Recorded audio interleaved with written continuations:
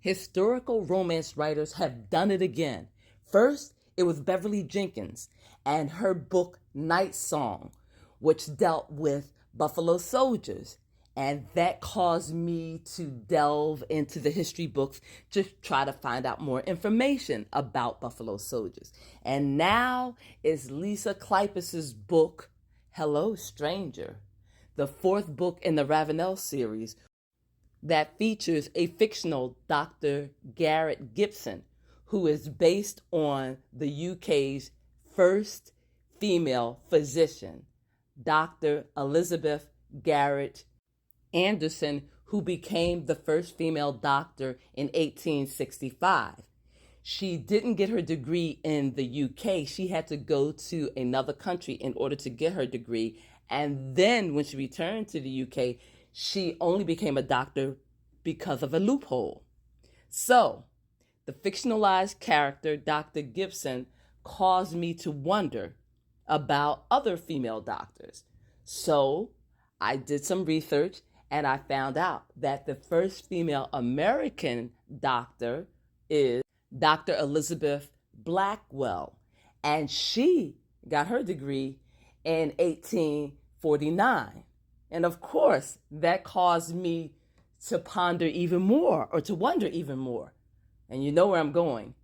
Who was the first female African American doctor?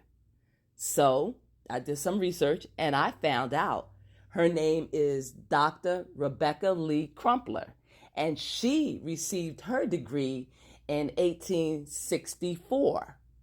Of course, this intrigued me and fascinated me. So the first thing I did was start looking for information about this doctor, Dr. Crumpler.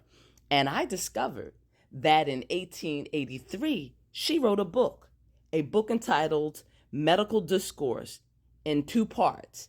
And I would like to read the beginning of her book because it starts with a subject that surprised me.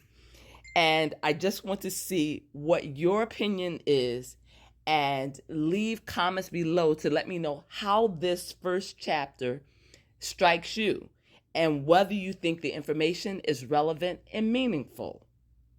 A Book of Medical Discourse in 2 parts by Rebecca Crumpler, MD.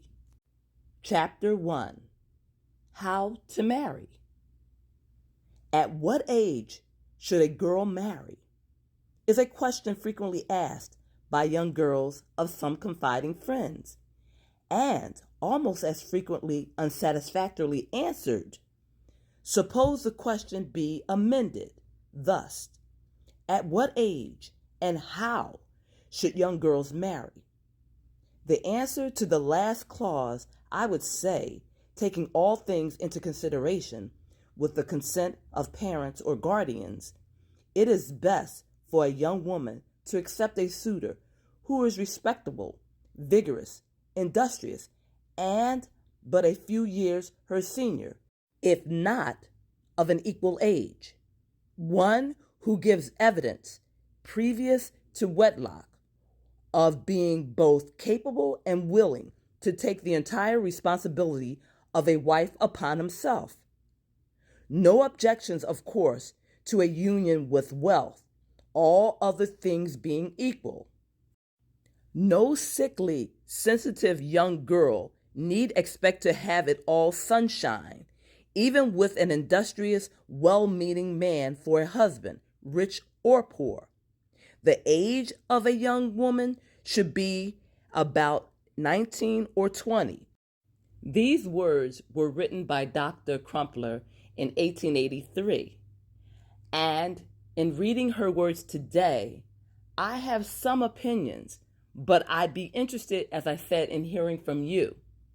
In a world where we have 50-50 discussions between men and women, and what do you bring to the table discussions, and should the woman work or stay at home while raising the family, I'm curious as to how you take her words and if you think they are relevant today.